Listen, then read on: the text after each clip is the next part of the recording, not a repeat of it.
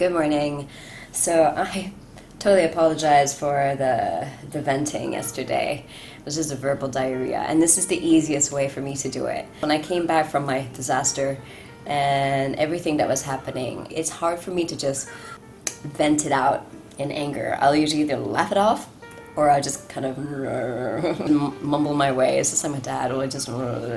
And what I really need is to sleep, because I'm not that kind of person. My mom is like that. Like, she just, it's a verbal diarrhea. Like, you know, she just needs to let it out, and then she can go on her way. And so I know a lot of people who are like that. I, on the other hand, I do not like to carry it and give it to somebody else. First of all, I find it really tiring if someone's just telling me about their day, and it's just, I can feel the heaviness and the sadness and the anger and the frustration. I also don't really like to give it to others, so I tend to not. I tend to just kind of want to sleep, or I'm one of those people who just wants to just kind of zone out in front of the TV. And a friend gave me a house of cards. Wow, I was really bored out of my mind. After probably half of the second episode, I decided I can't watch this. I am a bimbo at heart. I need something very light. I actually need funny things. So I'm currently watching Sex and the City, which I'm now in probably the end of season 5, which is making me a little bit worried, because that just means that I know after this I won't be watching any box sets for a while. Because usually what happens is, definitely after a breakup or after a downtime, I watch box set TV series.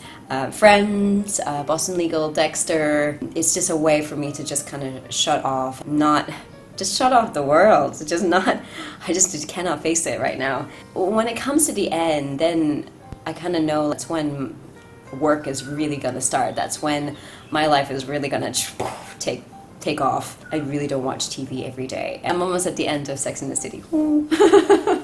Anyway, I wanted to talk about diary reading. So this is another end of a chapter. I pulled out all my diaries. I've been writing diaries since I was probably about 10, or as early as maybe 5. I didn't think of them as poetry because I didn't know what a poem was, obviously. I used to write songs, kid songs. Like, violets are red. No, violets are not red, roses are red. Oh no. I even remember my earliest diary being when I was living in Scotland, so I was probably about 10 or 11.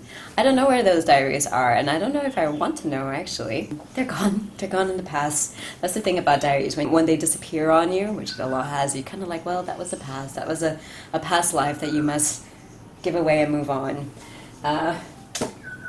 As life is. I pulled out like my recent diaries. The first diary here, it is flaking on me. This diary was in October 2010 until March 2011. And then I've got this one, which was May 2011 until January 2012. From January 2012 until May 2012.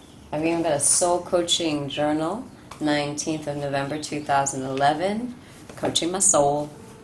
Gotta keep coaching it. That is a lifelong thing. Gotta keep coaching. Coaching and training and learning. Okay, and then this is my last one that I just finished. It's got my art in it. My doodles, which I love. It started June 1st, 2012. Wow, it's been with me for more than 3 years, and it's ended today, August 6th, 2015. So much has happened. When I finish a journal or a diary, I know it's the end of a life chapter. It kind of makes me a little bit sad. I've gone through so much, but I know that something exciting is going to happen. The next chapter of my life is going to happen. Look at this, my goodness. I can write a novel already. I haven't even gone through like half my life yet. And I have a book of poetry with me that I've written since 2011. That's also another thing. I used to write a lot. I used to write a lot of poetry. I used to have a trapper keeper. Anybody who's from the 80s knows what a trapper keeper was. I had a trapper keeper filled of poetry from when I was 10 all the way until I was about 27. I was stupid enough to bring it with me to the States when I was living there for 6 months, and I kind of posted it back, and it never came. Actually, I had an album full of photos of myself there as well. Lost it all. Another reason why I know when these kind of things, when I lose them, it's time for me to move on. There are many ways that life has taught me how to really move on very quickly. If there's one thing that life teaches me is if you're not gonna let go, we're gonna make sure that you let go. We're gonna lose your diaries. We're gonna lose possessions and things that you thought were so precious. It's gonna be gone. We're going to push you to break up with this person. We're going to fire you from your job. There's that idea, like when you think that something is yours and you know you have to let go. I think that's the reason why I move on so quickly. It's just like, okay, God damn it, I lost it. Get frustrated for a while and I'm like, okay, well, I guess it was meant to be. This is my new chapter. I was given this as a gift in 2013 by an Italian lady, Sylvia, who was my client when I was studying massage therapy.